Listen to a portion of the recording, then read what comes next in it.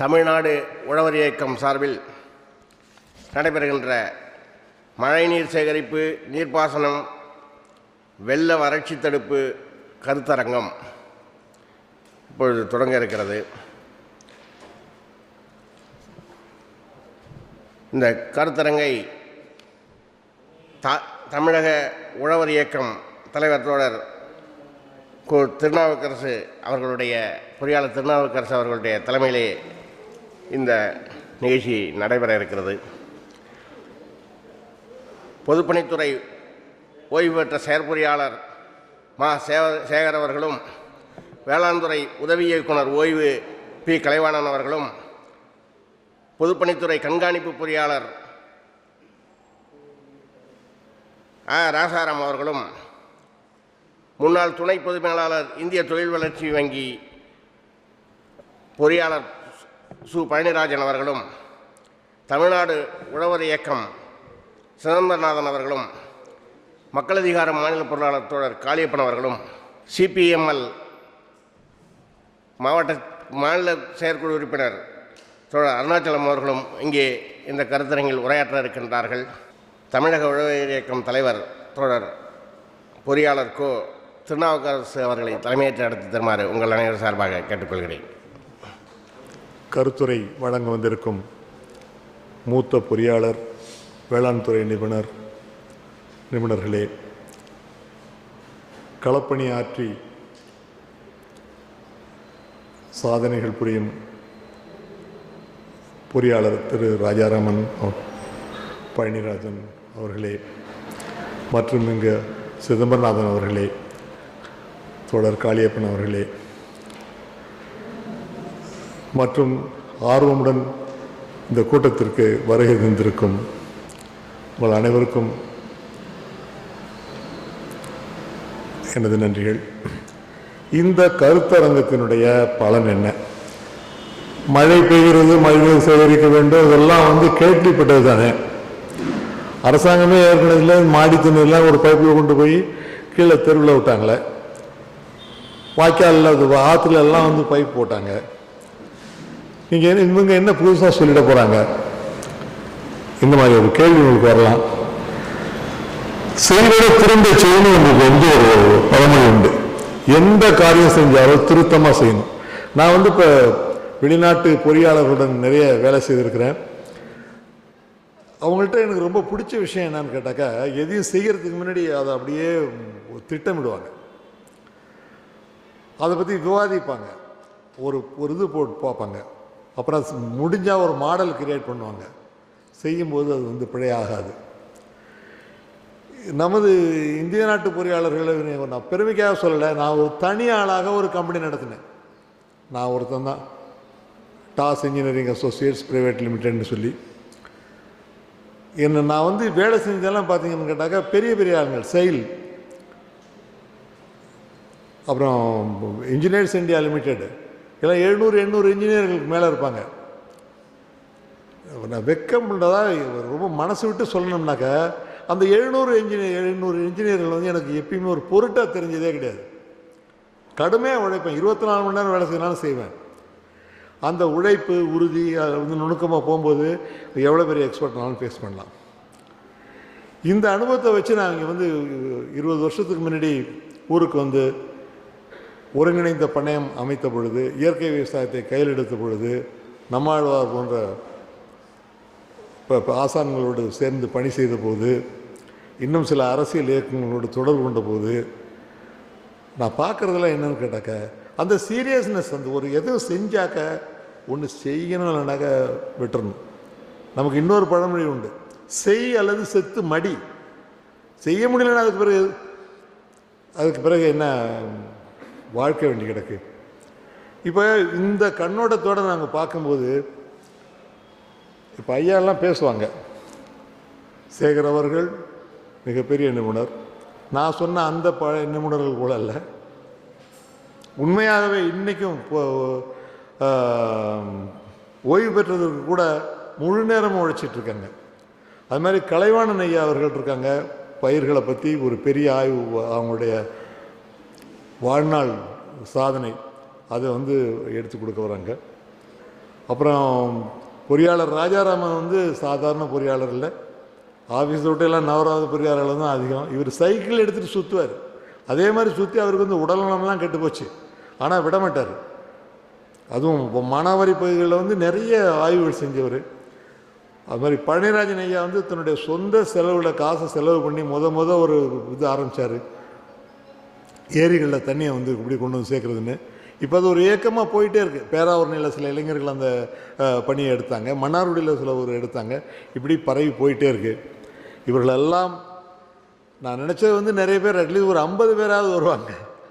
அவங்களுக்கு வந்து இந்த அனுபவங்கள் போய் சேரும், அந்த அனுபவங்கள் கிராமத்துக்கு போய் சேரும், மற்றவங்களுக்கு போய் சேரும்னு நினச்சேன். ஒருவேளை நம்ம மக்கள்லாம் ரொம்ப பொறுமையாக தான் வந்துக்கிட்டு இருக்கிறாங்க, எல்லாத்துலேயுமே பொறுமை தான். பார்ப்போம். இத்தோடு என்னுடைய உரையை முடித்துக் கொள்கின்றேன். அடுத்ததாக, பேசுறது ரொம்ப எளிது, செய்வது எவ்வளவு என்னங்கிறத பற்றி பேசுகிறதுக்காக திரு பழனிராஜன் அவர்களை பேசுமாறு அழைக்கிறேன்.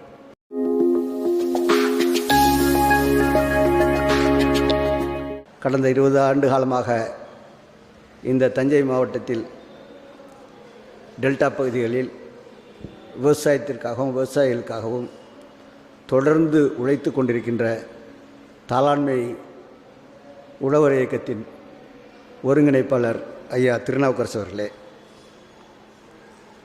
இங்கே மிகச்சிறந்த கருத்துரையை ஆற்ற இருக்கின்ற பொறியாளர் சேகர் அவர்களே, வேளாண் துறை உதவி இயக்குனர் கலைவாணன் அவர்களே,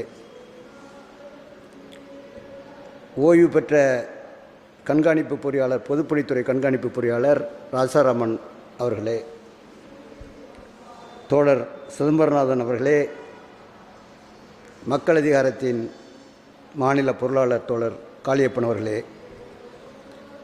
நன்றி உரையாற்ற இருக்கின்ற தோழர் அருணாச்சலம் அவர்களே, இங்கே குழுமி இருக்கின்ற சான்றோர்களே, நண்பர்களே, பெரியோர்களே, உங்கள் அனைவருக்கும் எனது அன்பு கலந்த வணக்கங்களை உரித்தாக்குகின்றேன்.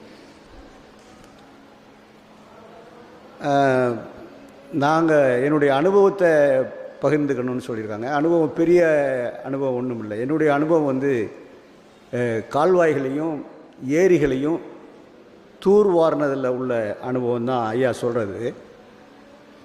நாங்கள் இந்த கடும் வெள்ளத்துக்கு பிறகு அடுத்த தண்ணி வந்த நேரத்தில் இங்கே கள்ளப்பரம்பூர் ஏரின்னு ஒரு பெரிய ஏரி இருக்குது. 640 ஏக்கர் பரப்பில் உள்ள ஏரி, அது மிக பழைய காலத்து ஏரி. நான் அப்போ அந்த இங்கேருந்து தஞ்சையிலேருந்து எங்கள் ஊருக்கு போகிற வழியில் அந்த ஏரி இருக்குது. எங்கள் ஊர் சித்திரக்குடி. அது ஒரு 18 கிலோமீட்டர், இது ஒரு 13வது கிலோமீட்டரில் இந்த இது இருக்குது. 13-14வது கிலோமீட்டரில் இந்த ஏரி இருக்குது.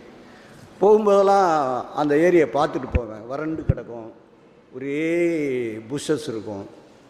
ஏன் இந்த ஏரியை இப்படியே போட்டுட்ருக்காங்க, ஏன் இதில் தண்ணி நிறைய தேக்கலாமே அப்படின்ற ஒரு மன ஏக்கம் இருந்துக்கிட்டே இருக்கும். ஆனால் என்னால் அப்போ செய்கிறதுக்கு ஒன்றும் இல்லை. ஆனால் அந்த கடுமையான வெள்ளம் வந்த பிறகு அந்த ஏரிக்கு கச்சமங்கலத்திலேருந்து தண்ணி வருது. கச்சமங்கலத்திலேருந்து இந்த வெண்ணாத்தில் பிரியுது. கச்சமங்கலன்ற இடத்துல வெண்ணாத்திலேருந்து பிரிஞ்சு ஆனந்த காவேரின்னு ஒரு கால்வாய் வருது.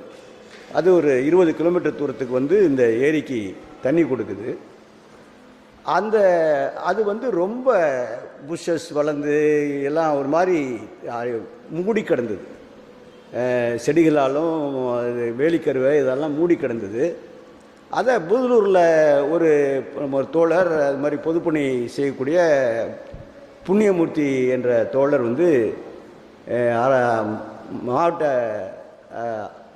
மாவட்ட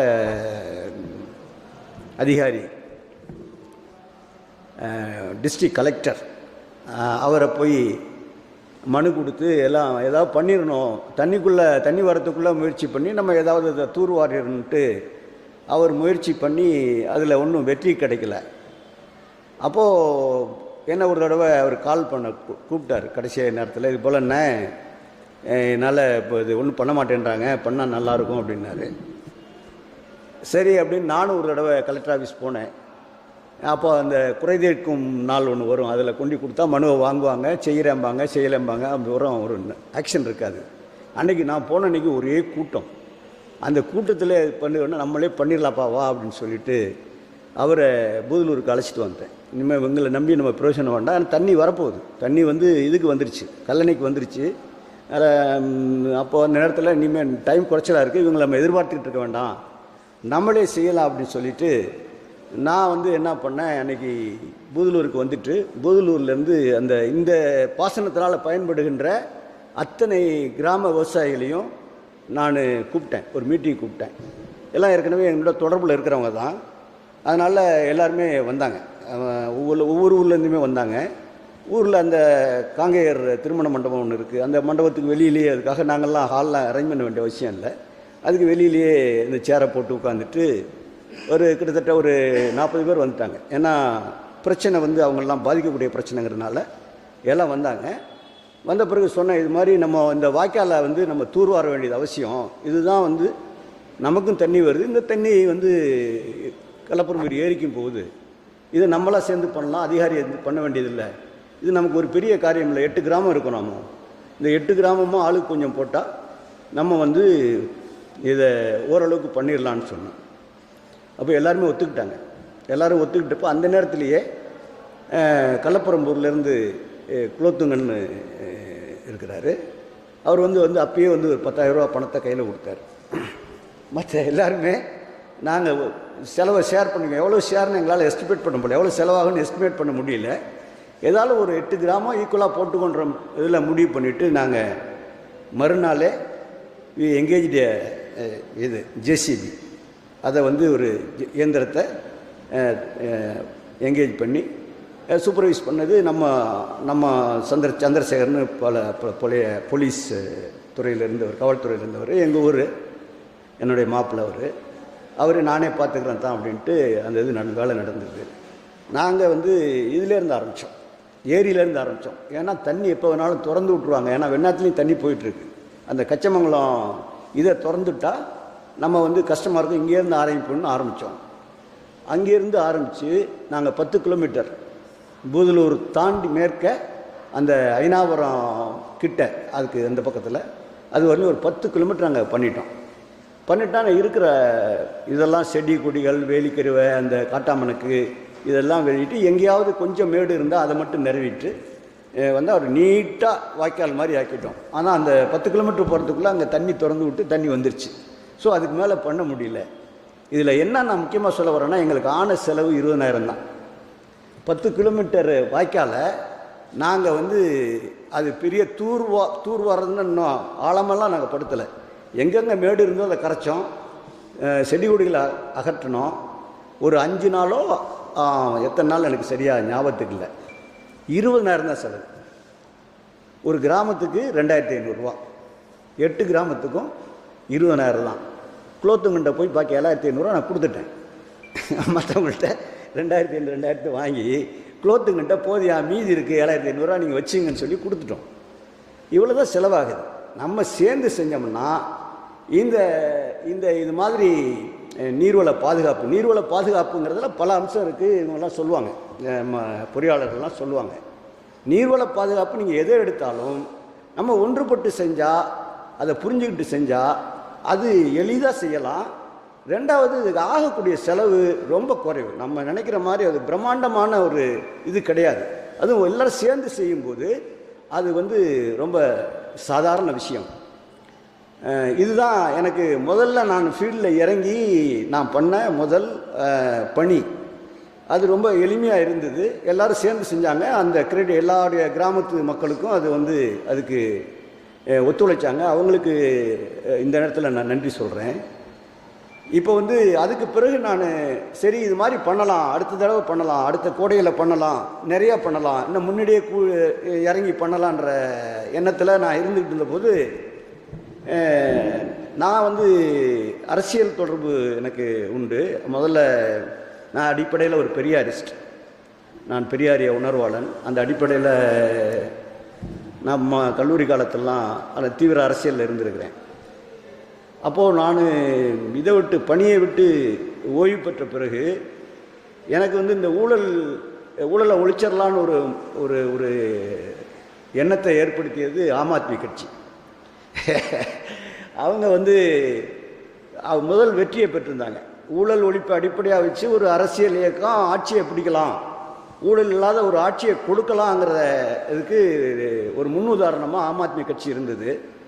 அதனால் அதுக்கு பிறகு நான் வந்து அந்த ஏன் ஆம் ஆத்மி கட்சியை நம்ம ஊரில் போய் ஆரம்பித்து இங்கே வந்து ஏன் அந்த பணியை செய்யக்கூடாதுங்கிறதுக்காக நான் ஓய்வு பெற்று என்னுடைய மகனோட தங்கியிருக்க ஆரம்பித்து விட்ட பிறகு, என்னுடைய பேரன்களோட என்னுடைய நேரத்தை செலவழித்துக்கின்ற பிறகு, அதுக்காக நான் வந்து இந்த ஊழல் ஒழிப்பு இயக்கமாக ஆம் ஆத்மி கட்சியில் சேர்ந்து பணியாற்ற இங்கே வந்து தஞ்சை மாவட்ட ஒருங்கிணைப்பாளராக பொறுப்பெடுத்துக்கிட்டு இங்கே நான் செயல்பட்டுக்கிட்டு இருந்தேன். அதனால் எனக்கு வந்து கிறிஸ்டினா சுவாமின்னு இப்போ சுயராஜ் இந்தியாவோட தலைவராக இருக்காங்க, அகில இந்திய அளவில் தலைவராக இருக்காங்க. கிறிஸ்டினா சுவாமி அவங்க வந்து ஒரு பெரிய சமூக ஆர்வலர். கரூரில் மணல் கொள்ளைக்கு எதிராக பெரிய அளவில் போராட்டம் நடத்தினவங்க, மக்கள்கிட்ட விழிப்புணர்வை ஏற்படுத்தினவங்க. அவங்க வந்து ஆம் ஆத்மி கட்சியோட அப்போ மாநில ஒருங்கிணைப்பாளர் இருந்தாங்க. இப்போ வந்து சுயராஜ் இந்தியாவில் அகில இந்திய அளவில் அவங்க தான் தலைவராக இருக்கிறாங்க. அவங்க எனக்கு நல்ல ஆம் ஆத்மி கட்சியில் இருந்து பணியாற்றினால எனக்கு நல்ல பழக்கம். இப்போ இந்த இதை கேள்விப்பட்ட பிறகு அவங்க வந்து அந்த நேரத்தில் ஸ்வராஜ் இந்தியா அந்த அமைப்பை சேர்ந்தவங்க சென்னையில் வந்து ஒரு கூட்டம் போட்டு இந்த நீர்வள பாதுகாப்புக்கு நம்ம ஒரு பிரிவை அதாவது செய்யணும் அப்படின்னு சொல்லி பண்ணப்போ எனக்கும் அழைப்பு வந்து தோழர் பாலகிருஷ்ணன் எடுத்தார். தோழர் பாலகிருஷ்ணன் தான் இப்போ வந்து அகில இந்திய விவசாயிகள் போராட்ட ஒருங்கிணைப்பு குழுவோட மாநில தலைவராக இருக்கிறவர் தோழர் கே பாலகிருஷ்ணன் தான். கம்யூனிஸ்ட் கே பாலகிருஷ்ணனில் இவர் ஆம் ஆத்மி கட்சியில் இருந்து இப்போ சுயராஜ் இந்தியாவில் இருக்கிற பாலகிருஷ்ணன். அவர் நாங்கள்லாம் ஆம் ஆத்மி கட்சியில் நெருங்கி பழகின காரணத்தினால என்னையும் அந்த கூட்டத்துக்கு கூப்பிட்டுருந்தாங்க. கூப்பிட்டுட்டு நீங்கள் அப்புறம் எல்லாம் பேசி முடிவு பண்ண பிறகு தமிழ்நாடு நீர்வள பாதுகாப்பு கூட்டு இயக்கம்னு ஒரு அமைப்பை ஏற்படுத்தி அதுக்கு நீங்கள் தான் ஒருங்கிணைப்பாளராக இருக்கணும் அப்படின்னு சொல்லிட்டாங்க. அவங்க எதனால் சொன்னால், இது இந்த வாய்க்கால் தூர்வாரினது ஒரு காரணமாக இருக்கலாம், நம்ம டெல்டா பகுதியில் இருந்தது ஒரு காரணமாக இருக்கலாம். தமிழ்நாடு நீர்வள பாதுகாப்பு கூட்டு இயக்கம் அப்படின்னு பண்ணி மாநில ஒருங்கிணைப்பாளராக என்னை போட்டாங்க. அன்றைக்கி ஒரு 50 அமைப்புகள் அங்கே வந்திருந்தது. எல்லாருமே அதில் அன்னைக்கு ஆர்வம் காட்டினாங்க. அதுக்கு பிறகு ஊருக்கு போன பிறகு யாருமே அவங்கவுங்க எடுத்து செஞ்சால் நம்ம இது வந்து ஒரு அம்ப்ரெல்லா ஆர்கனைசேஷன் மாதிரி தான். அங்கங்கே போய் ஒருத்தவங்க வந்து ஒரு முன்முயற்சி எடுத்தால் அதுக்கான உதவிகளை நம்ம வழங்க முடியும். நம்மளே போய் ஒவ்வொரு மாவட்டமாக ஒவ்வொரு பகுதியாக போய் தூர்வார முடியாது. அப்போ பார்த்தா யாருமே அதை பற்றி முன்னெடுக்கலை. கூட்டம் நடக்கும், நாங்கள் கூட்டம் நடத்தோம். ஒவ்வொரு மாவட்டத்துக்கும் அமைப்புகளை ஏற்படுத்திட்டு வந்தோம். ஒவ்வொரு மாவட்டத்துக்கும் தஞ்சை மாவட்டத்து அமைப்புகளை ஏற்படுத்தணும். அரியலூர் ஐயா சீக்கிரம் முடியணுமா? எப்படி நான் முடிச்சிடுறேன். இது மாதிரி ஏற்படுத்திட்டு இருந்தோம். ஏற்படுத்தி யாருமே பண்ணலை. பண்ணப்போ அப்புறம் எனக்கு என்ன பண்ணால் நம்ம ஏதாவது பண்ணணுங்கிறதுக்காக நான் என்ன பண்ணேன், இங்கே வந்து செங்கிப்பட்டி பகுதிக்கு தண்ணீர் எப்பவுமே வர்றதில்லை. ஃபுல்லாக ஃப்ளட்டிங் ஆனப்போ கூட செங்கிப்பட்டி பகுதிக்கு தண்ணி வர்றதில்லை. இவங்க பொறியாளர்களுக்கு தெரிஞ்சிருக்கும். ஏன்னு கேட்டால் அங்கே பொய்கைக்குடின்னு ஒரு ஏரி இருக்குது. அந்த பொய்கைக்குடி ஏரி பேரே தெரியாது, எங்கே இருக்குன்னு எனக்கு தெரியாது. ஆனால் ஏன் செங்கிப்பட்டி பகுதிக்கு தண்ணி வரல? ஃப்ளட் அங்கெல்லாம் கடலுக்கு தண்ணி போயிட்டுருக்கும், ஆனால் செங்கிப்பட்டிக்கு விவசாயத்துக்கு தண்ணி வராது. ஏன்னு நான் கண்டுபிடிக்கிறதுக்கு நானே என்னுடைய காரை எடுத்துக்கிட்டு அங்கே அந்த எந்த ஏரிக்கு தண்ணி வருதுன்னு நானே போய் தேடி கண்டுபிடிச்சேன். அந்த ஏரியை பார்த்தா அது ஏரி மாதிரியே இல்லை, ஃபுல்லாக வேலிக்கருவை, நில ஆக்கிரமிப்பட்டு வேலிக்கருவை இருந்தது. அப்புறம் அந்த அதை மறுநாளே அதை முடிவு பண்ணிட்டேன், இதை நம்ம தூர்வாரணுங்கிறத நான் அதை முடிவு எடுத்துட்டு என்னுடைய தோழர்களோட தொடர்பு கொண்டேன். ஐயா நானே பணம் போட்டு பண்ணினார். நான் போட்டது 10,000 தான். மொத்தம் 70,000 ரூபா பணம் கலெக்ட் பண்ணேன். ஐயா 10,000 ரூபா கொடுத்தாங்க, நான் 10,000 ரூபா போட்டேன். பாக்கி 50,000 ரூபா எங்கள் சுயராஜ் இந்தியாவோட தொடர்பு உள்ளவங்க, அந்த நீர்வள பாதுகாப்பில் இருக்கவங்க, இவங்க எக்ஸனோர் அமைப்பு இவங்கெல்லாம் சேர்ந்து ஒரு 50,000. என்னுடைய நண்பர் ஒருத்தர் அப்போது ஆஸ்திரேலியாவில் இருந்தார், அவர் ஒரு 10,000, ஒரு 40,000, 70,000 ரூபா போட்டு இப்போ இந்த வாய்க்காலை எவ்வளோ தூரத்துக்கு தூர்வாரணுமோ அந்த அளவுக்கு வெறும் புஷ்களை கட்டி ஏரியை கண்ணால் பார்த்தோம். நாங்கள் 70,000 ரூபா செலவில். ஐயா வந்திருந்தாங்க, ஐயா அழைச்சிட்டு போயிருந்தேன். ஐயா வந்திருந்தாங்க. நானே என்ன பண்ணுவேன், காலையில் அங்கே 35 கிலோமீட்டர் இந்த ஏரி, அது சுத்தம் பண்ண அந்த ஒரு எத்தனை நாள் நடந்து ஞாபகத்துக்குல அத்தனை நாளும் நான் காலையிலையோ மாலையிலோ ஒரு தடவை போவேன். இங்கேருந்து புறப்பட்டு 35 கிலோமீட்டர் அங்கே போய் அதை பார்த்துட்டு சூப்பர்வைஸ் பண்ணிவிட்டு மறுநாள் என்ன பண்ணுங்கிறத சொல்லிட்டு வருவேன். அப்படி அந்த ஏரியை பண்ணோம். அதுக்கு பிறகு அந்த எக்ஸிக்யூட்டிவ் இன்ஜினியர் வந்து அவரை போய் நான் அப்ரோச் பண்ணி அதுக்கு பர்மிஷன் கேட்டு தான் பண்ணேன். அப்போ மறு தடவை அவர் குடிமராமத்தில் ஏதோ பண்ணுறதுக்கு முன் வந்தார். அதனால் அது எனக்கு 2வது அனுபவம். ஒரு ஏரியை கண்ணால் பார்த்தேன். அருமையான ஏரி, ஒரு பெரிய ஏரி, அது கிட்டத்தட்ட ஒரு 65 ஏக்கர் பரப்பில் உள்ள ஏரி. அந்த ஏரியை கண்ணால் பார்த்தா செலவு 70,000 தான், ஒரு பெரிய செலவு இல்லை.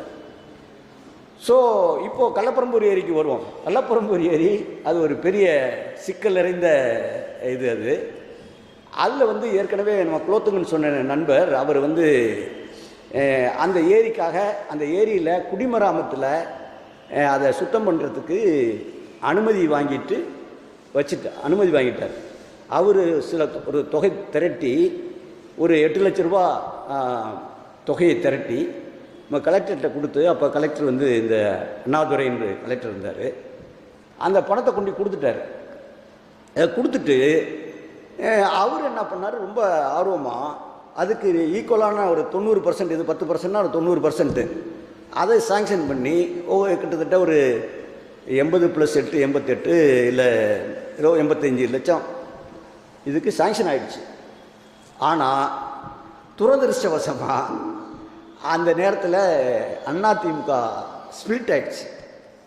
இவர் வந்து அதிமுகவில் இருந்தவர், நான் ஓப்பனாக பேசுகிறேன், இதில் ஒன்றும் மொழிவு மறைவுக்கு ஒன்றும் இல்லை.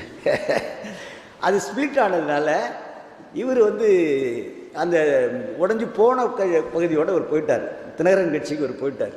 அந்த சாங்ஷன் ஆன தொகையை அவங்க ரிலீஸ் பண்ண மாட்டேன்றாங்க. அது மாதிரி 3 வருஷம் அது அந்த பணம் முடக்கப்பட்டு கிடந்தது, ரிலீஸ் ஆகாமல் கிடந்தது.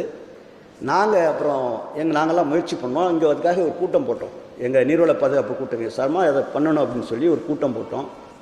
அங்கே எங்கள் அமைப்பை சேர்ந்தவங்க போய் அங்கே அதிகாரிகளை சந்தித்தாங்க. அவங்களும் முயற்சி பண்ணாங்க, குலோத்துங்கன் அவங்களும் முயற்சி பண்ணாங்க.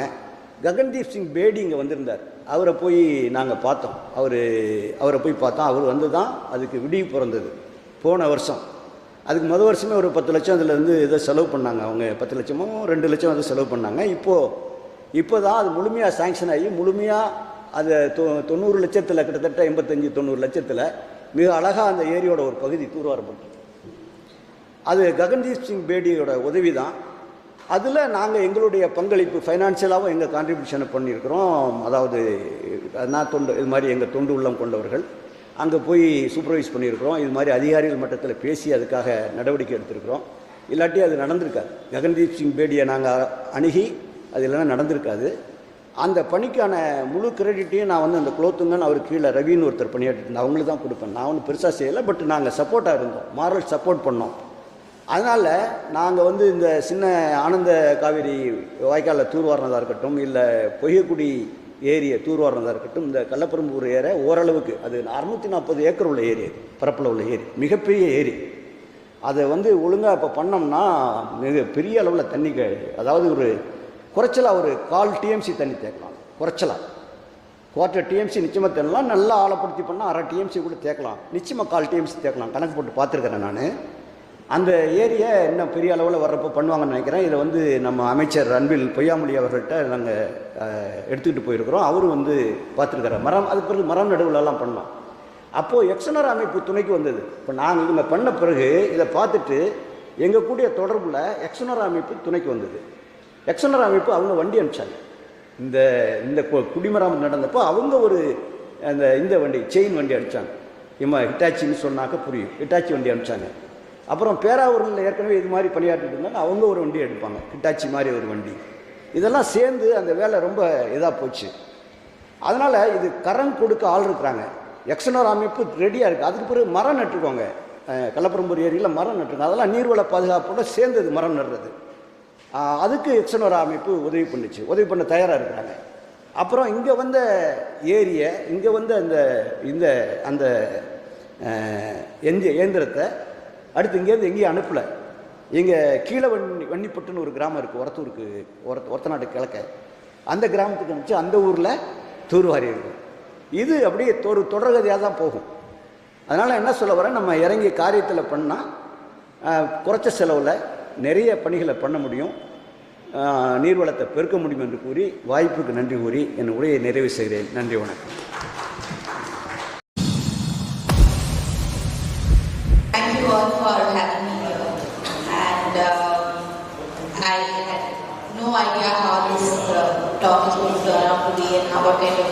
who all will be here, but it is an absolute pleasure to be in the company of thinking minds and people who are willing to listen to new things,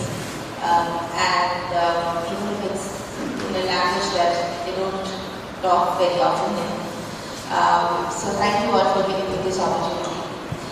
And I'm also very conscious of the fact that as an academic, I have learned whatever I have learned. I think almost 90% of it has come from people like you who work on the ground and who spend hours and hours and days and nights working with the people. So whatever new things that I'm bringing today, part of it is coming from what I've learned from activists like you all. My intellectual and academic journey is mostly driven by an intense curiosity to understand inequality as it exists in the world and as it gets manifested specifically in the agrarian sector. Okay.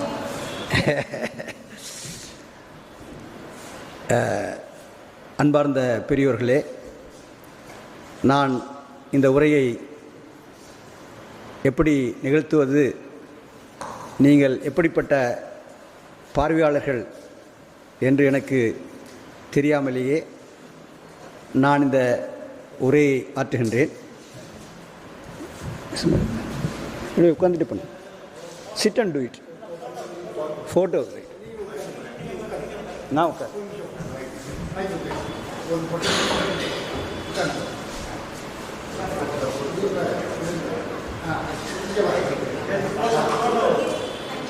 Thank you for having me here.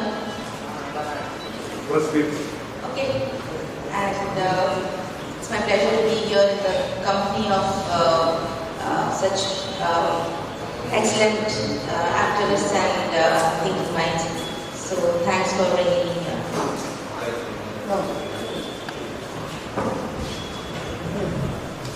தூண்டுகோலாக இருந்தது inequality, சமத்துவமின்மை எப்படி மக்களை பாதிக்கிறது, எப்படி நம்முடைய விவசாயத்தை பாதிக்கிறது என்றதன் அடிப்படையில் தான் இந்த ஆய்வை நான் மேற்கொண்டு இந்த நூலை எழுதியிருக்கின்றேன். You can proceed madam. I will just do it briefly, not word by word. Okay. So today I plan to do a basic introduction of contract farming, and starting with 3 very simple questions. What is contract farming? How does it happen? And what are the implications of it? And I think in next 30 minutes that's what we'll be able to discuss. ஒப்பந்த விவசாயம் பற்றி நான் சுருக்கமாக அறிமுகப்படுத்த விரும்புகிறேன்.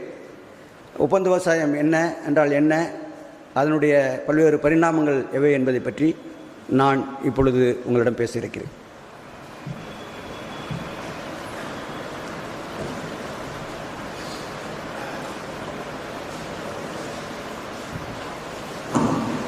So this study was conducted in Punjab, in another province in northern state in India, and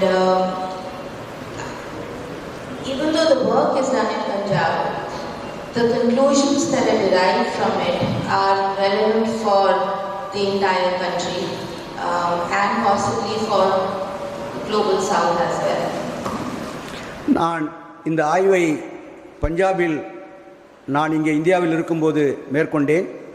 இந்த ஆய்வு பஞ்சாபில் நடத்தியிருந்தாலும் இந்திய தேசம் முழுவதற்கும், தென்னாசியா முழுவதற்கும், தெற்காசியா முழுவதற்கும் பொருத்தமான ஒரு ஆய்வாக இருக்கும் என்று நினைக்கின்றேன்.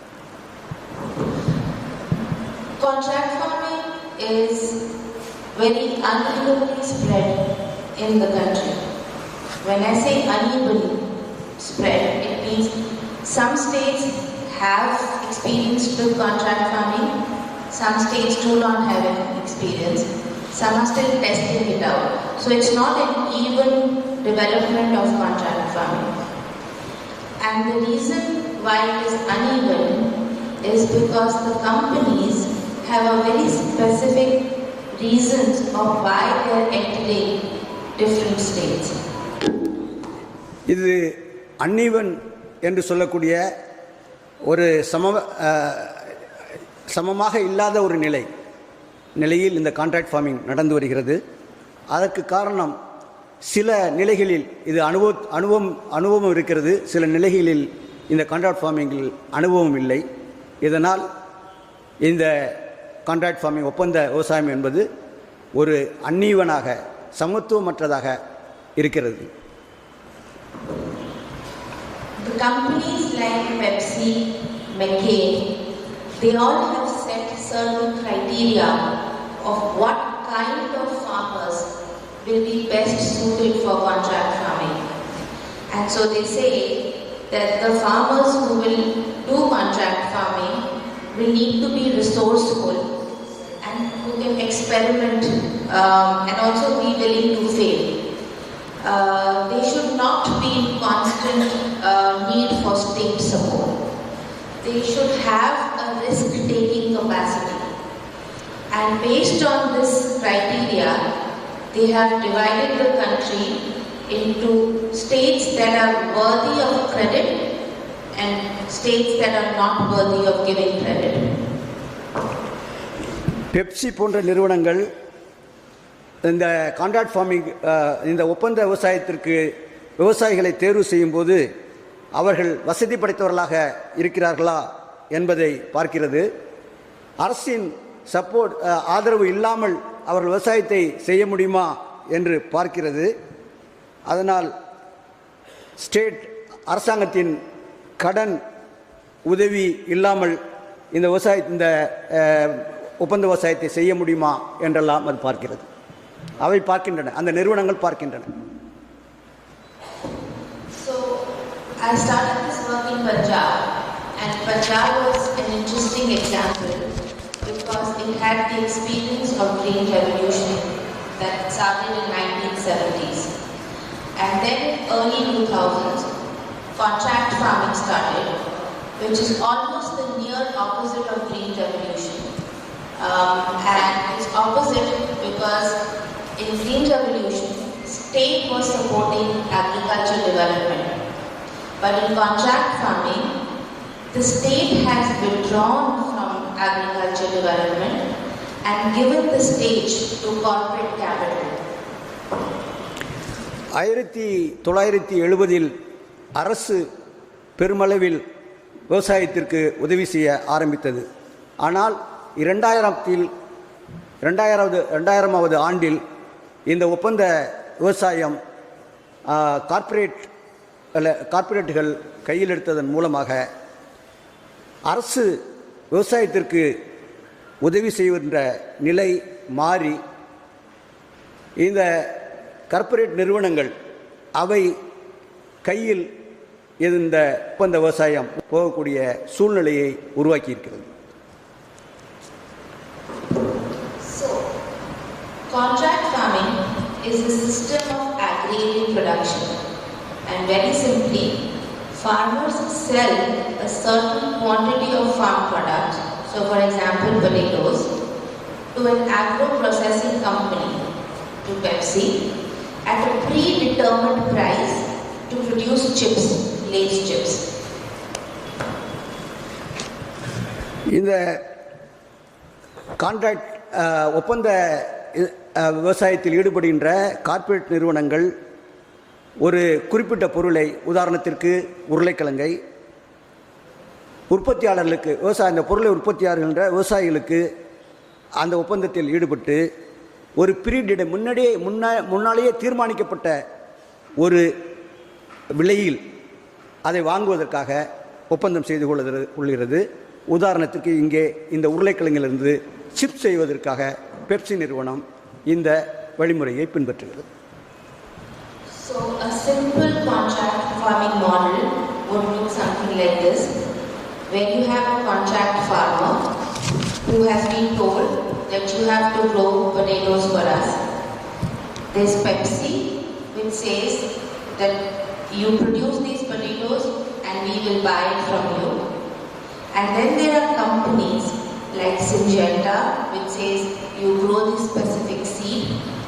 Then there are chemical companies like BASF, DuPont, which say that if you use our chemicals, then your potato would be the perfect potato. And then there are banks that give credit to the companies. இதில் 2-3 வழிகளில் இந்த contract விவசாயம், ஒப்பந்த விவசாயம் நடைபெற்று வருகிறது. உதாரணத்துக்கு Pepsi எடுத்துக்கொண்டால் பெப்சி நிறுவனத்தை எடுத்துக்கொண்டால், நீங்கள் உற்பத்தி செய்யுங்கள், நாங்கள் அதாவது உருளைக்கிழங்கை உற்பத்தி செய்யுங்கள், நாங்கள் வாங்கிக் கொள்கின்றோம் என்ற அடிப்படையில் அவை செயல்படுகின்றன. டியூபான் போன்ற நிறுவனங்கள் தங்கள் பொருட்களை, தங்கள் உற்பத்தி செய்கின்ற பொருட்களை விவசாயிகளுக்கு கொடுத்து, நாங்கள் கொடுக்கிறோம், நீங்கள் உருளைக்கிழங்கை விவசாயம் செய்யுங்கள், நாங்கள் அதை வாங்கிக் கொள்கின்றோம் என்ற அடிப்படையில் இது நடக்கிறது. So when they say in contract farming that there is a predetermined price, I got curious and I wanted to know how did they come up with this predetermined price. And so I did some interviews, and this is one of the excerpts from the interview which I'll read in 2 minutes. இந்த முன்கூட்டியே தீர்மானிக்கின்ற விலை எப்படி தீர்மானிக்கப்படுகிறது என்பதற்கு நான் ஒரு அறிக்கையிலிருந்து அதனுடைய சாராம்சத்தை எடுத்து இப்பொழுது உங்களுக்கு சொல்லப் போகின்றேன்.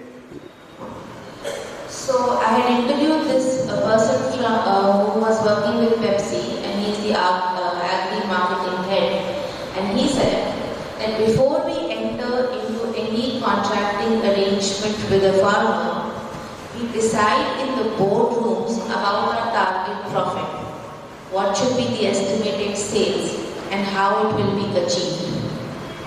Then we partner with the best in the field. So we partner with Syngenta for seeds, DuPont and Bayer for plant protection chemicals, etc. And then we are able to fix the cost of production for a specific kind of a potato, and we come to the value per acre. Our precision technology and accurate package of practices also enables us to fix an average yield per acre. I'll discuss it again in the next slide. இந்த நான் Pepsi நிறுவனத்தில் பணியாற்றுகின்ற ஒருவரிடம் பேசியதிலிருந்து, நீங்கள் எப்படி இதை தீர்மானிக்கிறீர்கள், விலையை தீர்மானிக்கிறீர்கள் என்று நான் கேட்டபோது அவர்கள் சொன்னார்கள், நாங்கள் எங்களது சேல்ஸ் டார்கெட், எங்களுடைய விற்பனை என்னவாக இருக்கப் போகிறது என்பதை நாங்கள் முன்கூட்டியே தீர்மானிக்கிறோம். அதன் அடிப்படையில் ஒரு ஏக்கருக்கு டியூபான் போன்ற நிறுவனங்கள் தருகின்ற அந்த விதைகளாக இருக்கட்டும், ஃபெர்டிலைசராக இருக்கட்டும், உரமாக இருக்கட்டும், இதாக இருக்கட்டும், பூச்சிக்கொல்லியாக இருக்கட்டும், இதோட விலைகளின் அடிப்படையில் நாங்கள் மற்ற விலை லோக்கல் லேபர் எல்லாத்துக்கும் எடுத்துகிட்டு ஒரு ஏக்கருக்கு எவ்வளவு உற்பத்தி செலவு எவ்வளவு ஆகிறது என்று நாங்கள் கணக்கிடுகிறோம். டெக்னாலஜிக்கு எவ்வளவு செலவாகிறது எல்லாத்தையும் கணக்கெடுத்து ஒரு ஏக்கருக்கு எவ்வளவு செலவாகிறது அப்படி என்பதை நாங்கள் தீர்மானிக்கின்றோம்.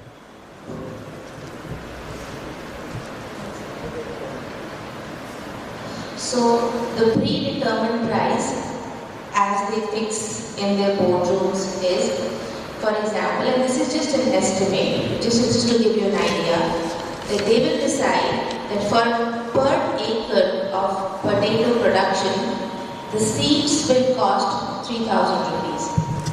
Then they say that the labor will cost 7,000 per acre. Then they say that the chemicals that you will put in would be about 3,000 per acre, 3,000 rupees per acre. And the machinery would be about 2,000 per acre. So they assume that for all the farmers, the cost of production would be this basic. And so the total cost of production would be 15,000 rupees per acre. The next part. Okay, நாங்கள் முதலில் cost of production, அதாவது உற்பத்தி செலவு எவ்வளவு ஆகிறது என்பதற்கு விதைகளுக்கான உற்பத்தி செலவு ஏக்கருக்கு 3000 என்றும், கூலி விவசாய தொழிலாளருக்கான கூலி 7,000 ரூபாய் என்றும், ஃபெர்டிலைசர் உரங்கள், பூச்சிக்கொல்லி இவற்றுக்கான செலவு 3,000 என்றும், இயந்திரங்களின் செலவு ஒரு ஏக்கருக்கு 2,000 என்றும், ஆக கூடுதலாக ஒரு ஏக்கருக்கு 15,000 செலவு என்றும் நாங்கள் தீர்மானித்திருக்கின்றோம். உருளைக்கிழங்கு விவசாயத்துக்கு உதாரணம் உருளைக்கிழங்கு விவசாயம்.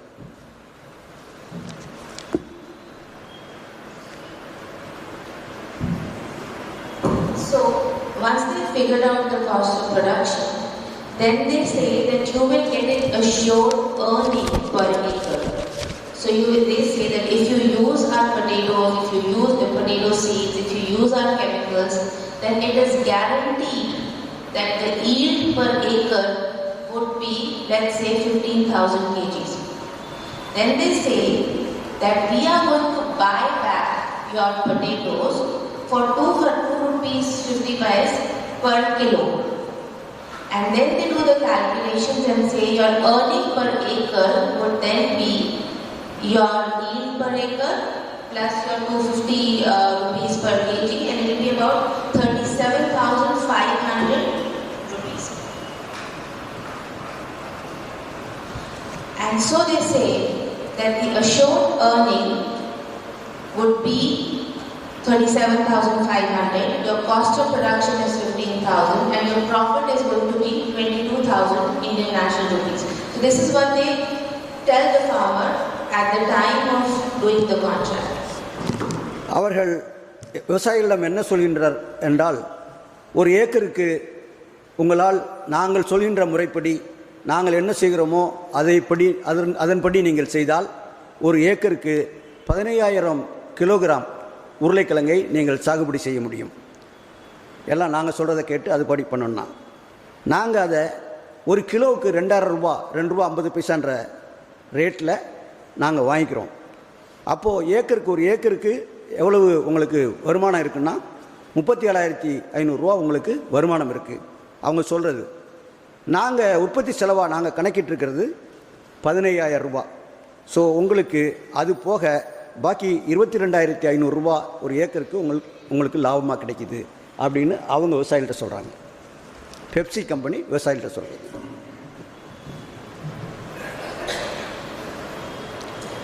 These contracts are not enforceable at this point. So it's possible at the time when the market is ready and when everybody has produced their potatoes, there is a glut in the market. There are too many potatoes that you can use to make your chips. The company can come back and say, when there are too many potatoes, instead of 2 rupees 50 paise per kg, we're going to do it for 150. And so now at this point, the farmer has no option but to either sell it to the company or to figure out another way to sell it to the local market. இந்த ஒப்பந்தம் அப்படியே நடைமுறைப்படுத்தக்கூடியது அல்ல. ஏனென்றால் உற்பத்தி அதிகமாகி மார்க்கெட்டில் கிளட் என்று சொல்லக்கூடிய உற்பத்தி அதிகமான ஒரு சூழ்நிலை இருந்தால், நிறைய குவிந்து கிடந்தால், அப்பொழுது அவர்கள் என்ன சொல்வார்கள், இப்பொழுது நிறைய உற்பத்தி இருக்கிறது, அதனால் விலை இந்த 2 ரூபாய் 50 பைசா ஒரு கிலோவுக்கு நாங்கள் கொடுக்க முடியாது, 1 ரூபாய் 50 பைசாவுக்கு நாங்கள் எடுத்துக்கொள்கிறோம், நீங்கள் கொடுக்கிறீர்களா என்று கேட்பார்கள். அப்பொழுது அந்த விவசாயிக்கு வேறு ஆப்ஷன் கிடையாது, அவங்களுக்கு வேறு வாய்ப்பு இல்லாமல் அவங்களுக்கு இவங்கள்ட்ட கொடுக்கணும், இல்லை மார்க்கெட்டுக்கு போகணும். மார்க்கெட்டில் போய் விற்றாங்கன்னாலும் இதே மாதிரி ஒரு நிலைமையை தான் அவங்க சந்திப்பாங்க அப்படின்னு அவங்க சொல்கிறாங்க. Right now in Punjab, there are many kinds of crops that are grown under contract farming. So in terms of vegetable, there's potato, gherkins, baby corn, cherry tomatoes, beans. Then there are some fruits. They are growing flowers. They are also beginning to do some biofuel. So they are doing palm oil and jatropha. Then they are doing some ornamental plants for aesthetic use. They are growing crops for medicinal purposes like mint and other things. But most of these crops are all perishable crops. உதாரணத்திற்கு எந்தெந்த வேளாண் பொருட்கள் விளைவிக்கப்படுகின்றன பஞ்சாபில் என்றால் உருளைக்கிழங்கு, காய்கறிகள், பூக்கள், ஜட்டோஃபா என்று சொல்லக்கூடிய அந்த இயற்கை பொருட்களிலிருந்து, இயற்கை தாவர பொருட்களிலிருந்து ஃபியூயல், அதாவது எரிபொருள் தயாரிக்கின்ற அந்த ஜட்டோபா, ஆர்னமெண்டல் ஃப்ளவர்ஸ், இது மாதிரி பல பொருட்கள் எல்லாம் நாங்கள் தயாரிக்க சொல்கிறோம். இது எல்லாமே பார்த்திங்கன்னா அழுகக்கூடிய தன்மை, பெரிஷபிள், அழுகக்கூடிய தன்மை உள்ள பொருட்கள், விவசாய விளைபொருட்கள்.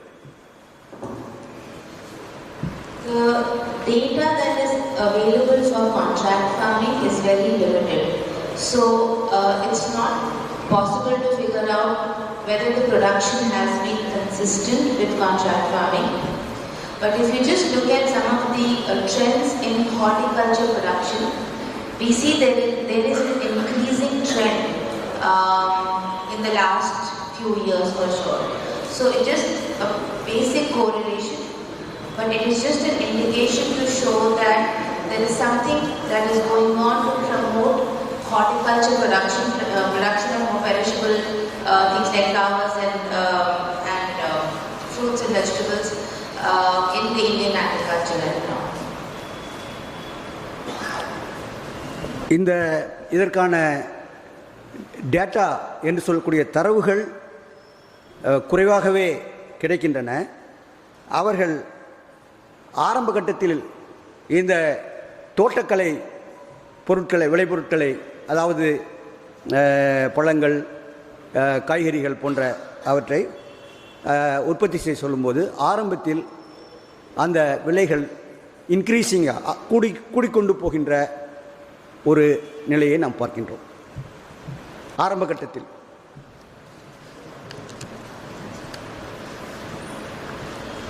Here, there are two kinds of data that I am trying to correlate.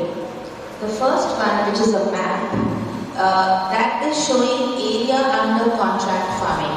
Now, the data is here up till 2010, but it just shows you that, for instance, in Andhra Pradesh, right now, at least a few years back, the total area under contract farming was, let's say, about more than 134,000 hectares. In Punjab, for instance, it was about 65,094 hectares. The least has been right now Tamil Nadu with about 2,200 hectares. And if you look at the data on the other side. No problem, madam. No problem. You proceed. இந்த data கிடைத்த தரவுகளின் அடிப்படையில் ஆந்திர பிரதேசத்தில் 1,34,000 hectare, correct? Figure is correct madam? 1,34,000. 1,34,000 ஹெக்டேரில் இந்த பண்ணை ஒப்பந்த விவசாயம் நடைபெற்றது 2010. பஞ்சாபில் 65,000 ஹெக்டேர் நிலத்தில் நடந்தது. தமிழ்நாட்டை பொறுத்தவரை 2,200 ஹெக்டேரில் நடந்தது. 2,200, correct? Okay, proceed madam. And if you just there's another set of data which is talking about the value of output per crop area under contract farming, and it's highest in Andhra Pradesh, so about 91,000 rupees, which includes Telangana area as well. It is followed by Karnataka with 68,000 rupees, Punjab 51,000, and Haryana with 41,000 per acre. So there is a relationship between area under contract farming and how much of value is coming out of that per crop area. இதில் கிடைக்கின்ற output வருமானம் எவ்வளவு என்று பார்த்தால் கர்நாடகாவில் 80, how much in Karnataka? 68,000 rupees per acre or hectare.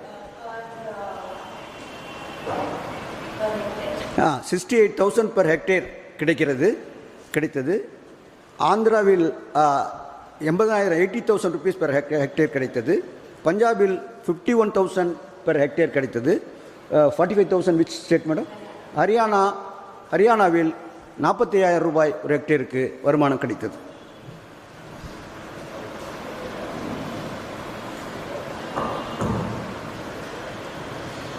Again, this is the data up to 2013 right now. It's difficult to get this data, but the area under contract farming was increasing very drastically up till 2005, and since then it has been sort of going up and down, but pretty much consistent now since 2010. I think it's been a consistent time.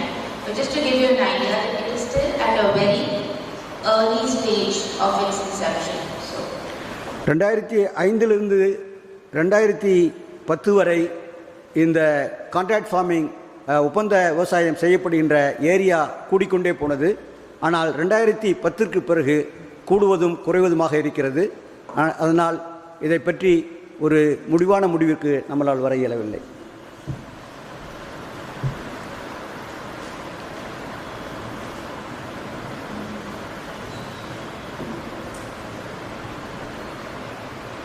So, just to sort of conclude what I was saying in the previous slide. So, as of 2020, about 140 million hectares of land is under cultivation. But the area under contract farming is less than 1%. It's about less than 0.5% as well as the total land area under cultivation. However, so in terms of proportion, it's nothing much. But since the passing of the law and then its repealing after a year-long protest, it just shows that we should not be ignoring the insignificance of this very little area under contract farming at this point in time. So it is a trend, it is still building up, and it's here to stay. 2020 மொத்த விவசாயத்தில் இருக்கின்ற 140 million, ஒரு மில்லியன்கிறது 10 லட்சம், 140 அதாவது 1400 லட்சம் ஹெக்டேரில் நடக்கிற விவசாயத்தில் contract farming 1% தான் இருக்குது. ஆனால் இது இன்சிக்னிஃபிகண்ட், அதாவது இது குறிப்பிடத்தக்க அளவுக்கு இல்லை, பேசக்கூடிய அளவுக்கு இல்லைன்னு நம்ம நம்பி ஏமாந்து போயிடக்கூடாது, இதை இக்னோர் பண்ணிடக்கூடாது அப்படின்னு சொன்னாங்க.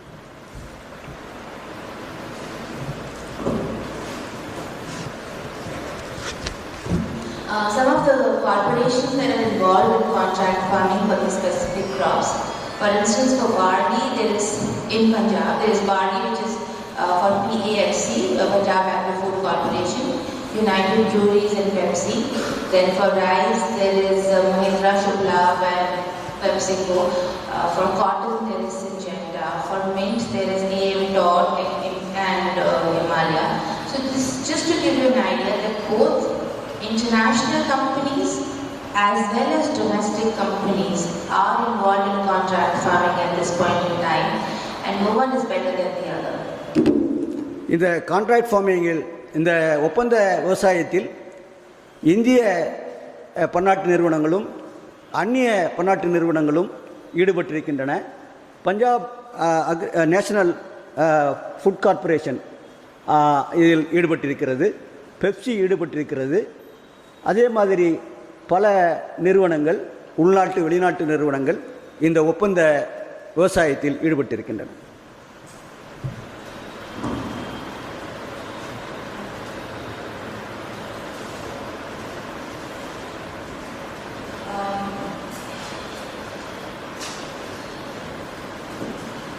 These are some of the companies which are part of the mercantile capital. So they are not directly involved in telling the farmer to grow potatoes or to grow tomatoes. They are the ones who are saying, you use our chemicals, you use our tractors, and they are the ones which are sort of part of the entire production system at this point. So this is part of mercantile capital.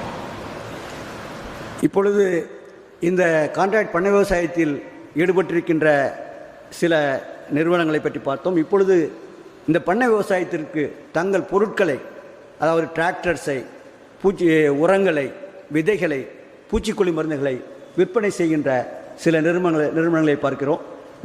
டியூஃபான் எனக்கு கண்ணுக்குப்படுது. அந்த டியூஃபான், BASF போன்ற நிறுவனங்கள் இதில் ஈடுபட்டு வருகின்றன. BAS ரெண்டுமே பெரிய multinational companies, both டியூஃபான் and டிஏஎஸ்எஃப் ரெண்டுமே மல்டிநேஷனல் பெரிய பன்னாட்டு நிறுவனங்கள் இந்த துறையில். இன்னும் சில பேர்லாம் அதில் இருக்குது. ஜெயின் கார்பரேஷன் இருக்கோ? இல்லை.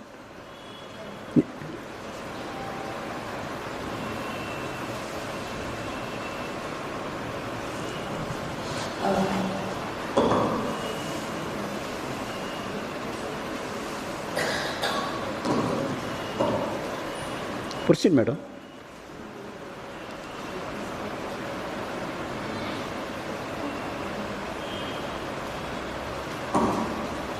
Okay, so we've talked about what is contract farming. We're coming to the next part of it, which is about how is corporate capital able to enter Indian agriculture. What is happening there? Proceed, madam. Proceed. Yeah. This goes back to the 1990s when the economic reforms were first introduced under the leadership of Manmohan Singh, and it was actually Congress side ushered in the new era, and they talked about neoliberalism. So as a new economic policy, they talked about LPG, liberalization, privatization and globalization, and they said we are going to reduce state regulation of business. இந்த corporate நிறுவனங்கள் எப்படி விவசாயத்தில் நுழைய ஆரம்பித்தன என்று பார்த்தோம் என்றால் 1990 பிரதமர் மன்மோகன் சிங் அவர்களால் அறிமுகப்படுத்தப்பட்ட பொருளாதார கொள்கையும் புதிய தாராளமய கொள்கையும் இதற்கு வழிவகுத்தன. எல்பிஜி என்று சொல்லக்கூடிய லிபரலைசேஷன், தாராளமயமாக்கல், பிரைவேட்டைசேஷன், தனியார்மயமாக்கல், குளோபலைசேஷன், உலகமயமாக்கல் ஆகிய 3 கருத்தூட்டங்கள் வழியாக இது நடைமுறைப்படுத்தப்பட்டது. Neoliberalism, as it is expressed in agrarian sphere, is called as agrarian neoliberalism.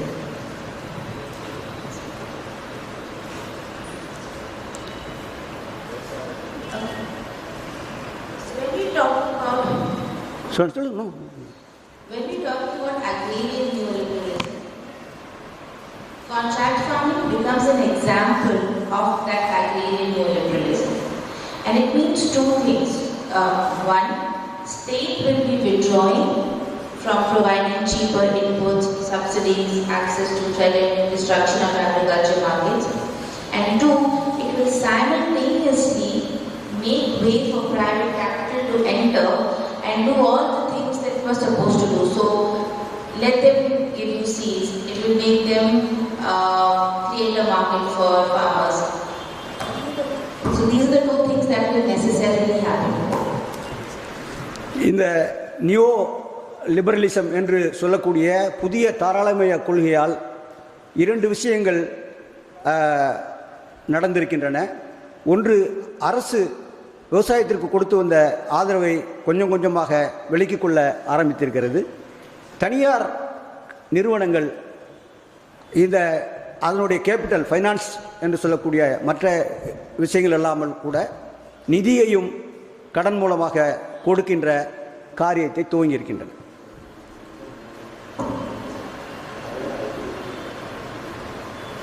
In 2008, World Bank came up with a report which was called Agriculture for Development, and the focus of this report was that we want to do things that will benefit small-scale farmers, and they wanted to promote contract farming through this. 2009 உலக வங்கி வளர்ச்சிக்கான விவசாயம் என்ற திட்டத்தை முன்வைத்தது. Can you repeat, madam? 2009 World Bank introduced agriculture for development. And then further afterwards. Continue. Just repeat what. So they came up with saying that we need to focus on small-scale farmer. Okay. And so for this we will promote contract farming. Yeah. நாம் சிறு குறு விவசாயிகள் மீது கவனம் செலுத்த வேண்டும். அதன் மூலமாக இந்த கான்ட்ராக்ட் ஃபார்மிங்கை வளர்த்தெடுக்க வேண்டும் என்று அந்த உலக வங்கியின் அறிக்கை கூறியது. Now when I read this report, it was interesting because in a market economy, scale of operations play a major role in maximizing profit. So the bigger the farmer you are, the bigger would be your possibilities of making more money. So when the report said that the contract farming will benefit small farmers, I was intrigued, and I was wondering how would the scale of operations operate in this new market. சந்தை பொருளாதாரத்தில் ஒரு முக்கியமான அம்சம் என்னவென்றால் scale of operation என்று சொல்வார்கள்.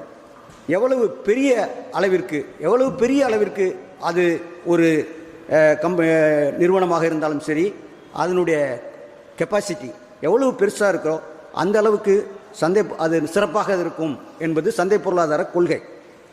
ஆனால் இந்த சின்ன சின்ன ஃபார்மர்ஸை சேர்த்து கொண்டு நீங்கள் கான்ட்ராக்ட் ஃபார்மிங் பண்ணை விவசாய ஒப்பந்தம் செய்யுங்கள் என்று கூறும்போது எப்படி இது ரெண்டும் சாத்தியமாகும்? ஒன்றுக்கொன்று முரணான இந்த ரெண்டும் எப்படி சாத்தியமாகும்? சிறு குறு விவசாயிகளையும் சேர்த்துக்கொண்டு பெரிய அளவில் செய்தால்தான் லாபம் கிடைக்கும் என்ற அந்த சந்தை பொருளாதார கொள்கையும் எப்படி ஒன்றுக்கொன்று ஒத்துப்போகும் என்று.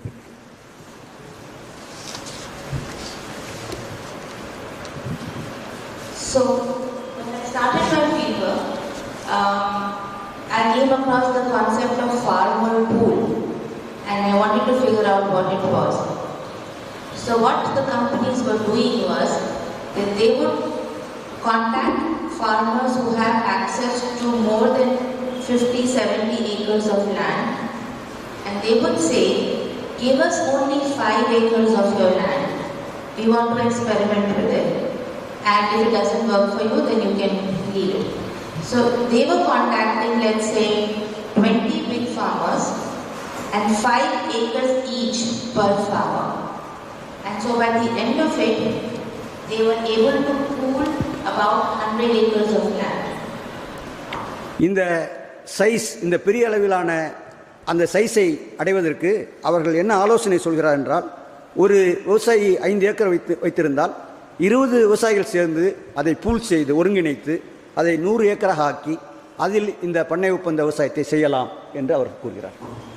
So when I did the interview, one of the things that they said was that the purpose of the farmer pool is to get smaller parcels of land together and operate it as if it's one large piece of land, and then you apply the principles of large scale intensive farming on them. On an average, each farmer pool would have about 350 acres of land. இப்படி சிறு சிறு விவசாயங்களை large parcel பெரிய ஒரு தொகுப்பான விவசாய குவியலாக ஏற்படுத்தி விவசாயம் செய்யும்போது இப்பொழுது சராசரியாக 350 ஏக்கர் ஒரு கான்ட்ராக்ட் ஃபார்மிங்க்கு சராசரியாக இருக்கிறது. So this is just like a diagram of it. So if you have these small farmers who come in together and you work as if it's one big piece of land, and if you remember this idea of the predetermined price, where they had said that we are going to assume that you are going to put in this much amount on labor, this much amount on seeds, they had this farmer pool logic in mind, and that's where their costing starts working out.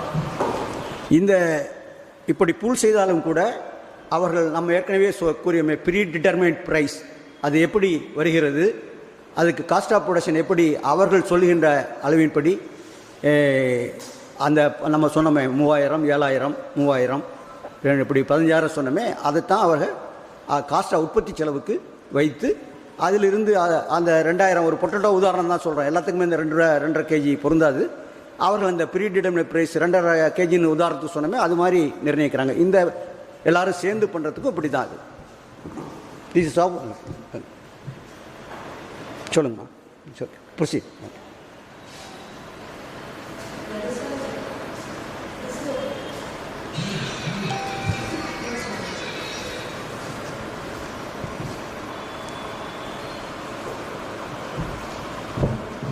So one of the things with contract farming is that they call it as collective farming, because they are saying that we are pooling in the farmers together. We are actually doing collective farming.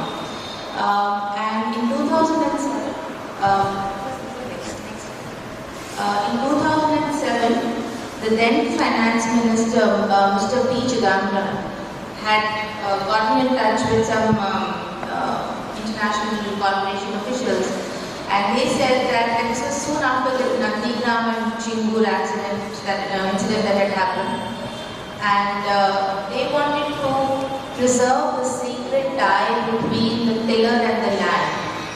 And they said we should do this for industrial development as well as for agricultural development. இந்த collective farming என்று சொல்லக்கூடிய ஒவ்வொரு தனியார் நிறுவனங்களையும் ஒருங்கிணைத்து செய்கின்ற இந்த திட்டத்தை பேசிக்கொண்டிருந்த பொழுது 2005 அப்பொழுது நிதியமைச்சராக இருந்த சிதம்பரம் அவர்கள் நந்திகிராம் சிங்கூர் இந்த நிகழ்ச்சிகளுக்கு பிறகு உங்களுக்கு நந்திகிராம் சிங்கூர்லாம் நீங்கள் கேள்விப்பட்டிருப்பீங்க. அங்கே நிகழ்ச்சிக்கு பிறகு அந்த நிலத்தில் கொஞ்சத்தை பாதியை விவசாயத்திற்கும் மீதியை தொழிலுக்கும் ஒதுக்கலாம் என்ற ஒரு கருத்தை தெரிவித்தார்.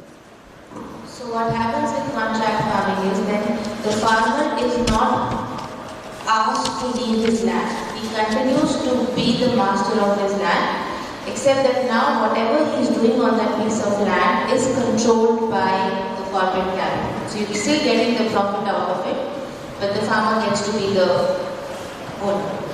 இதன்படி நிலத்தை விட்டு விவசாயிகள் வெளியேற வேண்டியதில்லை. அதே நேரத்தில் அந்த நிலத்தின் மீதான கட்டுப்பாடு பெரிய கார்ப்பரேட் நிறுவனங்கள் கையில் இருக்கும். Another way of how corporate capital is coming into the country is, again, World Bank has these different kinds of reports, and another report that came out in 2020 was called the Ease of Doing Business report. And in this report, they compare the business regulations amongst 190 economies of the world. 2020 உலக வங்கி is of doing business என்ற அறிக்கையை வெளியிட்டது. வர்த்தகத்தை எப்படி சுலபமாக பண்ணலாம் என்றதான ஒரு அறிக்கையை வெளியிட்டது. தென் after this report what happened then? And so they are initiating the Make in India program. And so in 2016 India's rank was 130, but in 2020 it has come to 63, which is why, because the government has been creating conditions conducive for the corporate capital to enter agriculture. இந்த உலக வங்கியின் பிசினஸை வர்த்தகத்தை எளிதாக செய்வது எப்படி என்ற அறிக்கை செய்ய வேண்டும் என்ற அறிக்கை வந்த பிறகு இந்தியா அதை பின்பற்ற ஆரம்பித்ததனால் அதனுடைய குறியீடு அதனுடைய குறியீடு ரொம்ப அதிகமான பின்தங்கி இருந்த நிலையிலிருந்து 63 என்ற நிலைக்கு முன்னேறியது.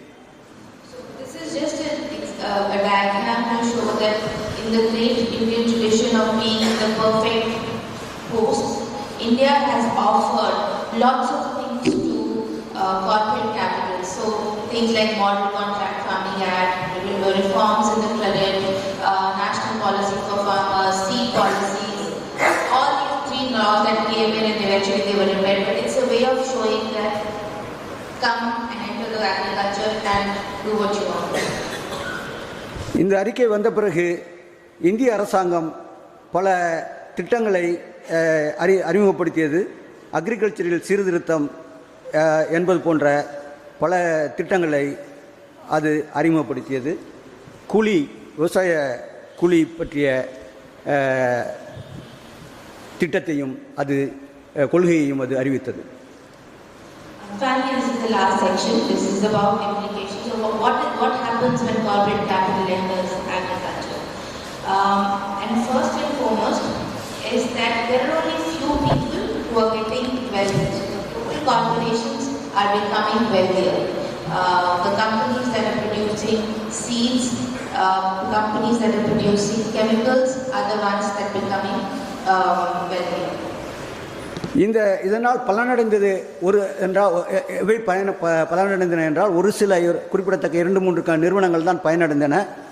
குறிப்பாக விதை உற்பத்தி செய்து விற்கின்ற நிறுவனங்களும் கெமிக்கல்ஸ் செய்து தயாரித்து விற்கின்ற நிறுவனங்களும் தான் பயனடைந்தன. In terms of corporate investment in India, if you look at the 2020-2021 data, we see that the chemical industry has received about 3% 15% of FDI. Then we have coming from financial sector, about service sector, so that is about 16%. And it's just a way of showing that the corporate investment in India is increasing in different aspects of development in the country. இதற்கு ஒரு புள்ளிவரம் தரலாம் என்றால், இந்த பெரு நிறுவனங்கள், பன்னாட்டு நிறுவனங்கள் இந்தியாவில் முதலீடு செய்த அந்த ஃபாரின் டைரக்ட் இன்வெஸ்ட்மெண்ட் சொல்வார்கள். அந்நிய நேரடி முதலீட்டில் கெமிக்கல் ரசாயன தொழிலில் 2% அது கூடியது. அதேபோல் ஃபெர்டிலைசர், அதாவது உரத்தில் அது முதலீட்டில் 3% கூடியது, 3% கூடியது. So with contract farming, we say that the banks, the finance capital is making a profit. We say that productive capital, which is in the form of Pepsi and some of the contract farmers are making profit. And then we see that the mercantile capital, companies that are selling seeds, that are selling chemicals, are the ones that are making profit. So they are the ones that are gaining in the process. இதன் விளைவு என்னவென்று பார்த்தால், யார் இதில் லாபம் சம்பாதிக்கிறார் என்று பார்த்தால், இந்த முதலீடு செய்கிறவர்கள், வெளிநாட்டிலிருந்து இது மாதிரி தொழில்களில் முதலீடு செய்கின்றவர்கள் லாபம் சம்பாதிக்கிறார்கள். இந்த விவசாயிகளுக்கு உரங்கள், விதைகள் போன்றவற்றை விற்பனை செய்கிறவர்கள் லாபம் சம்பாதிக்கிறார்கள். இந்த பெப்சி போன்ற நிறுவனங்கள் அந்த உற்பத்தி செய்கின்ற பொருளை வாங்குவதன் மூலமாக லாபம் அடைகிறார்கள். இதனால் பல வகைகளிலும் கார்ப்பரேட் நிறுவனங்கள் இதில் லாபம் அடைகின்றன.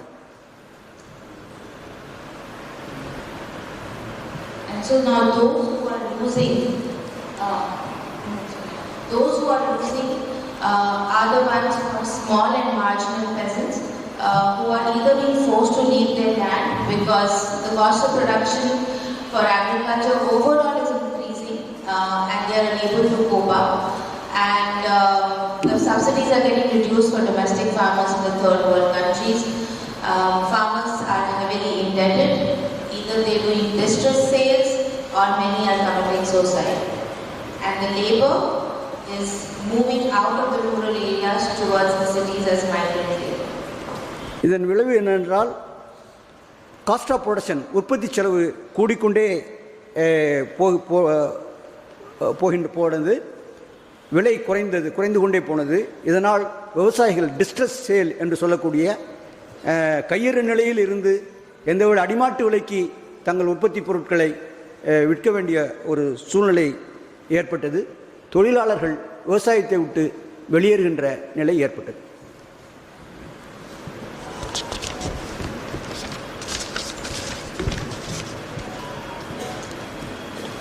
This is just some of the data to show that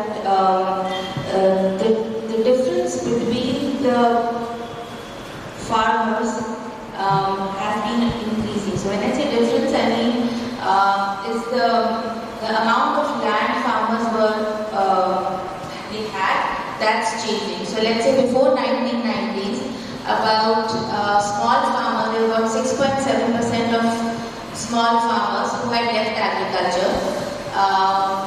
About 4.6% of marginal peasantry had left agriculture, and the reason was all about either it's low income or they are not able to pay their debts, or the high land rent is making it costly to lease in any extra kind of land. So that is that the farmers are leaving land and moving out of agriculture. இதன் விளைவாக 1990 from 1990 to which period, madam? Period of 1990 to 2000. So 1990 there were about 6.7%, and since 2000 it's become 57%. Okay, 57. Oh. 1990 விவசாயத்தை விட்டு நிலத்தை விட்டு வெளியேறுகின்ற சிறு குறு விவசாயிகளின் சதவீதம் 6.7% இருந்தது. இப்பொழுது இது 57% உயர்ந்திருக்கிறது. நிலத்தை விட்டு வெளியேறுகின்ற சிறு குறு விவசாயிகளின் எண்ணிக்கை சதவிகித கணக்கில் 6லிருந்து 7% இருந்தது. இப்பொழுது 57% உயர்ந்திருக்கிறது கடந்த 30 ஆண்டுகளில். And finally, I'll conclude. Being in agriculture, as most of you would know, is not an occupation, it's a way of life. Every small and marginal and large farmer has a right to a respectable way of living.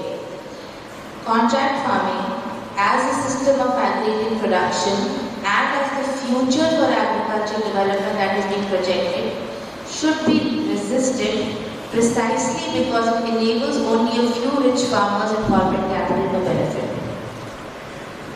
இந்த contract farming சிறு குறு விவசாயிகளுக்கு உதவி செய்வதற்கு பதிலாக பெரிய ஒரு கையால் எண்ணக்கூடிய அளவுக்கு உள்ள சில பெரிய விவசாயிகளுக்கு தான் துணை புரிந்திருக்கிறது.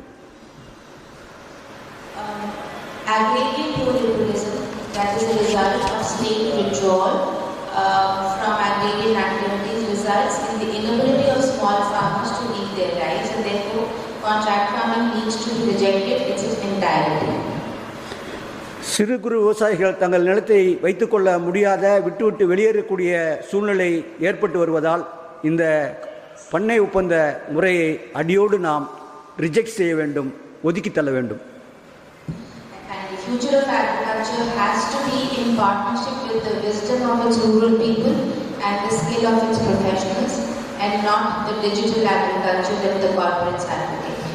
எதிர்காலத்தில் கிராமத்தில் உள்ள மக்கள் நலனை கருத்தில் வைத்தும் சிறு குறு விவசாயிகளின் நலன்களை கருத்தில் வைத்தும் நாம் விவசாய கொள்கைகளை வகுக்க வேண்டுமே அல்லாது இப்படி கார்ப்பரேட் நிறுவனங்கள் மூலமாக இந்த விவசாயத்தை நடத்துவதை நாம் செய்யக்கூடாது.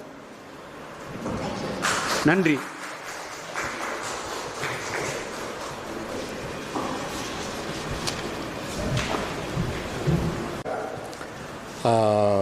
திருமதி ரித்திகா இந்தியா வருகிறார் என்று கேள்விப்பட்டது ரொம்ப கடைசி நேரத்தில் தான் தெரிஞ்சுது. அண்ட் ஷார்ட் அதுக்குள்ளார நிறைய பேருக்கு சொல்ல முடியல. இருந்தாலும் இங்கு வந்து சிறப்பித்திருக்கின்ற அனைவருக்கும் எனது நன்றி தெரிவித்துக் கொள்கின்றேன். முக்கியமாக திருச்சியிலிருந்து தூரத்திலிருந்து வந்திருக்கிறவர்களும் பேராவூரிலிருந்து பல தூரம் கடந்து வந்திருக்கிறார்கள். அனைவருக்கும் எனது நன்றி. நாம் இந்தியா ஒரு இக்கட்டான கட்டத்தில் இருக்கின்றோம் என்பதை பெரும்பாலானவர்கள் உணரவே இல்லை. எல்லாம் ஏதோ நல்லபடியாக போயிட்டுருக்கிறது மாதிரி எல்லாம் பறந்துக்கிட்டு இருக்காங்க, மகிழ்ச்சியாக போயிட்டுருக்குறாங்க, ஆனந்தமாக இருக்காங்க. ஆனால் உண்மையிலே என்ன இருக்குன்னு கேட்டால், நமது இந்தியாவின் கழுத்திலே போட்ட சுருக்கு இறுகி கொண்டே இருக்கிறது. இதனுடைய முதல் சுருக்கு 1967 வந்த பசுமை புரட்சி, கிரீன் ரெவல்யூஷன். அதில் தான் corporate they have taken control of all the inputs, seeds, fertilizer, pesticides, the weedicides, machineries, entire thing. And then they have, with the help of the government, the corporates had controlled the prices of all the agro products. If agro products prices go up, the cost of living will grow. மக்களுடைய வாழ்க்கை தரம் உயரும். மக்களுடைய வாழ்க்கை தரம் உயர்ந்தால் இங்கே வேலை செய்வார கம்பெனிக்காரன் அவன் சம்பளம் கூட வேண்டியிருக்கும், அரசாங்கம் சம்பளம் கூட வேண்டியிருக்கும். And foreign companies, they have to pay more. If you calculate now, about 100 crores of farmers, workers are there. 100 rupees per day, if they increase, per day it is 10,000 crores. Per month it is 3 lakh crores. Per year it is 30 lakh, 36 lakh crores. So much money. It is drained from agriculture and it is siphoned off to the corporates. கிராமத்தில் இருந்த மக்கள்கிட்டேருந்து அவனுடைய கடும் உழைப்பில் வர்றதுக்கு சரியான விலை கொடுக்காமல் அங்கிருந்து கொள்ளையடிக்கின்ற பணம் கம்பெனிகளுக்கும் அரசாங்கத்திற்கும் அந்நிய கம்பெனிகளுக்கும் போயிட்டுருக்கு. இதில் ரித்திகா அவர்கள் செய்திருக்கின்ற ஆய்வு மிக அருமையான ஆய்வு. எப்படி இந்த கான்ட்ராக்ட் ஃபார்மிங்கிறது எப்படி வேலை செய்யுதுங்கிறதே அவங்க ஆய்வு பண்ணியிருக்காங்க. முக்கியமான அவங்க கண்டுபிடிப்பு என்னென்னு கேட்டால், நிலம் எங்களுக்கெல்லாம் வேணாப்பா, மற்றவங்களாம் நிலத்தை பிடுங்க வர்றாங்க. வேதாந்தா கம்பெனி அல்லது ஓஎன்ஜிசிக்காரன், சிந்தூர், இவங்கெல்லாம் நிலத்தை பிடுங்க வர்றான். அதில் ப்ராப்ளம் வருது. நீயே வச்சுக்க நிலத்தை, Now they have devised the ways to how to swindle the money from the farmer, make them this thing slaves. இது வந்து நம்ம பிறகு சுதந்திரம்னு சொல்கிறதுல அர்த்தமே இல்லை. தமிழன்னு நம்ம வீரம் கொட்டிட்டு பெரிய பேசுறதுக்கெலாம் வந்து வேலையே கிடையாது. தமிழ் தேசியங்கிறது வந்து வளர முடியாது. அதுக்கு பிறகு வந்து எனக்கு கேட்டால் company company company slaves slaves slaves. So let us I am requesting her,